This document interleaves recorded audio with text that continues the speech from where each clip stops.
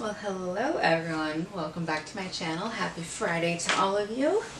So I'm back with a story or two, and you can tell by the title, I don't want to say it's terrifying, but I've had a couple of strange occurrences that have happened to me, and I want to say this was that these are ghost stories, but at the exact same time, it's a little, I was asked in my Q&A if I do believe in ghosts, and it's true that I do. There's so many things that you can't really explain that are strange occurrences. So without further ado, let's just go ahead and get into these stories, shall we? So the first story begins when I lived in Nevada, and my childhood home was my own childhood home. We were the only residents of this house. Nobody else had lived in there at all because, it had just gotten built and then we moved in.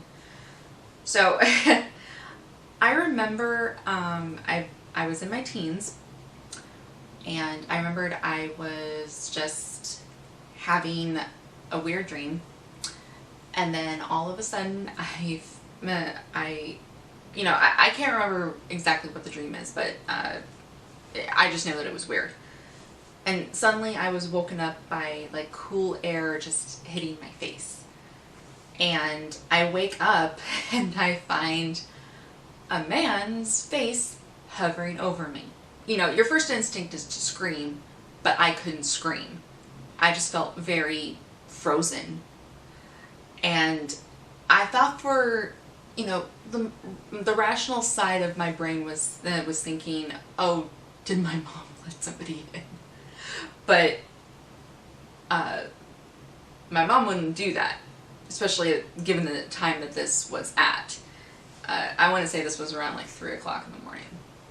So, I thought for a very quick second that it was actually a real person that was in my room, and I did not let them in at all. So I had noticed, this was all in a very split second, by the way. So the man slowly retreated back and retreated to the foot of the bed, and then he just disappeared into thin air, dissolved into thin air. Like, it's so weird.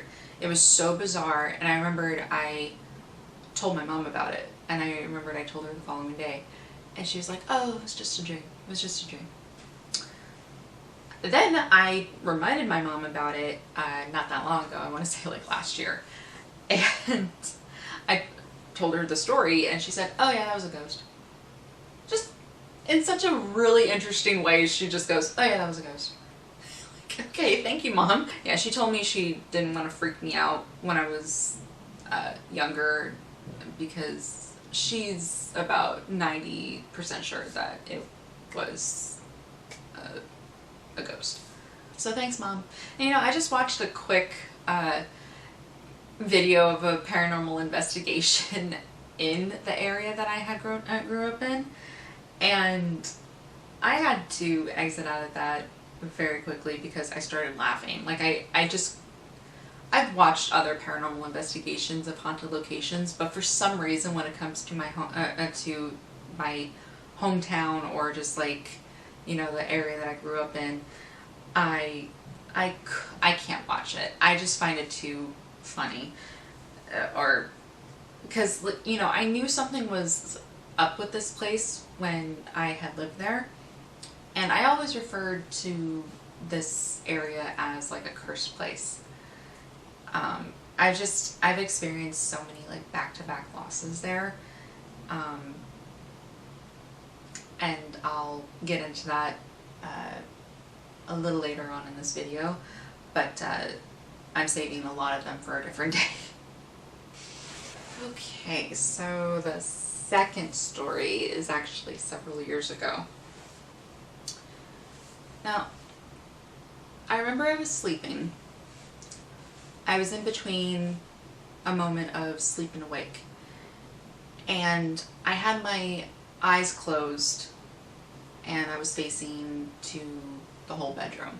So I was up against I was almost against the wall of one side of the room, And then on the other side of the room, this was our old house. The master bedroom was really big. Like it basically looked like an apartment. But it was the house was supposed to be a 5-bedroom house, but my husband was saying, no, let's just do 1 bedroom or 4 bedrooms instead. So huge, huge bedroom. So I remember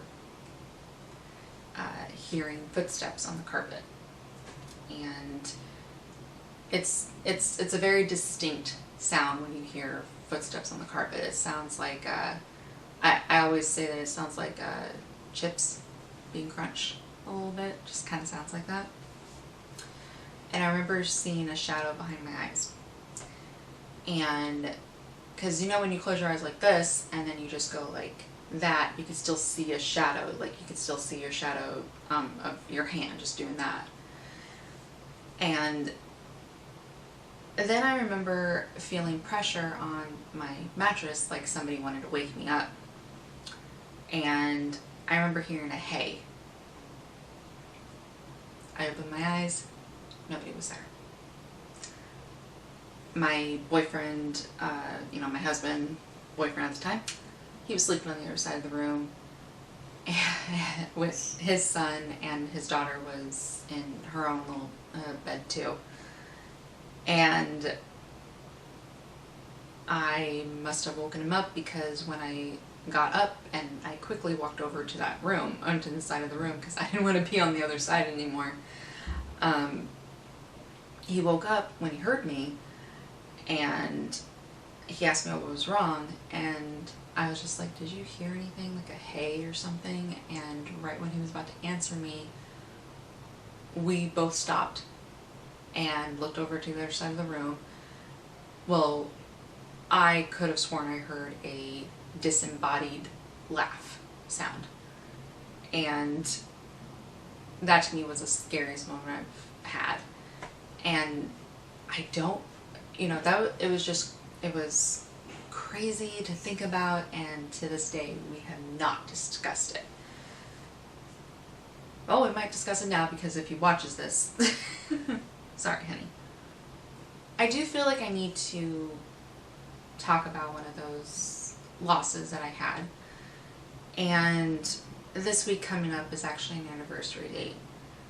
And, I won't say so much of it. I just will tell you the gist of this in particular thing, because I feel like to this day I still feel like I got touched by an angel.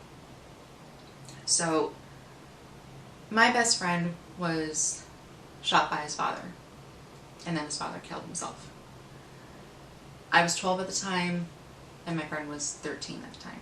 Well, 13. He lived across the street from me. I never heard the gunshot. I never heard anything. We always hung out.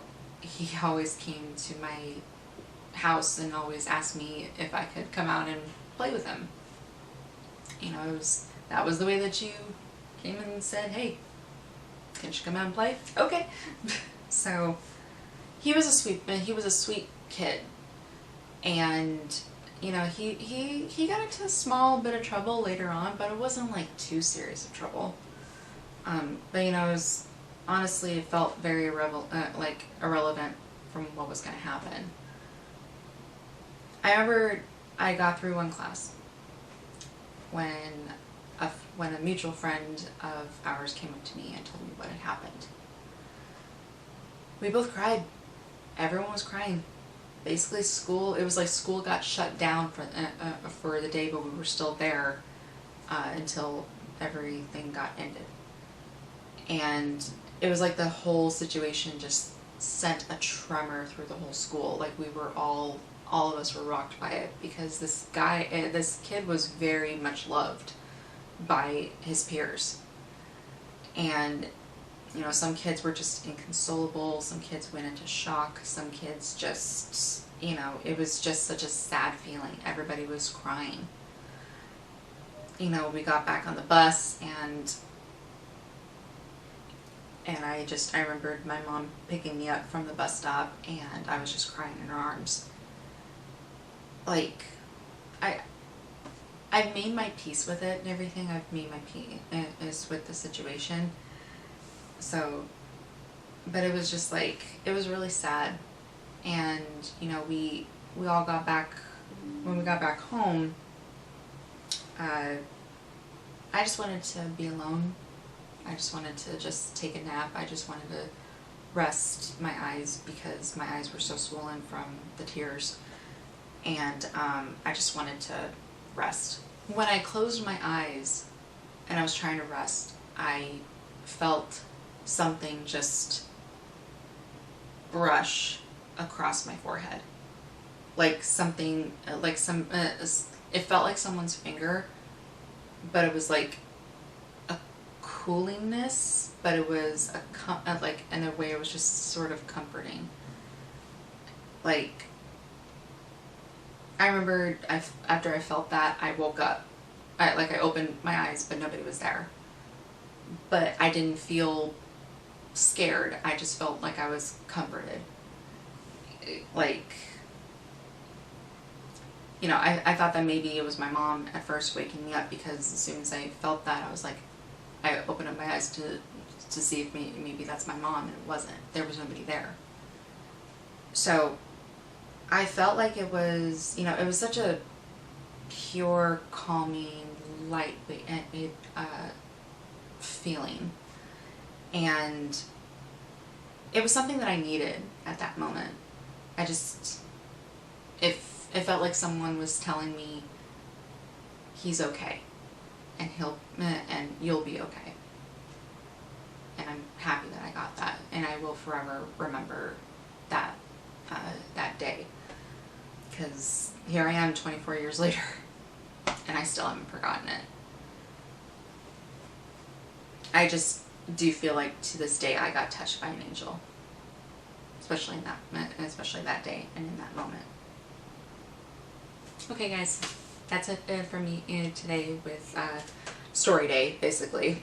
So I hope all of you have a really good weekend, and I will see you all in the next video.